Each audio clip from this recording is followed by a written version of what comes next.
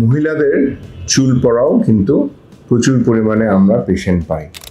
এই মহিলাদের চুল পড়া আমরা বলেই দিই মেল প্যাটার্ন বল্ডনেস আর ফিমেল প্যাটার্ন, মানে ছেলেদের যেরকম একটা প্যাটার্ন আছে যে এভাবে চুল পড়ে, যেটা কমনলি সবাই জানে, ফিমেলদেরও একটা প্যাটার্ন আছে যে ঠিক এইভাবে তাদের চুল পড়বে। এটা কিন্তু আমরা পরীক্ষা করার মাধ্যমে আপনার চিকিৎসাটা কি হবে সেটা আমরা বলে দিই। আপনি খেয়াল করবেন যে ফিমেলদের হয় ডিফিউজ হেয়ার লস হয়, মানে মাঝখানের দিকে চুল মানে পড়ে যাবে, যেটা আমরা অনেকে এসে বলেন যে আমার সিঁথিটা চওড়া হয়ে যাচ্ছে।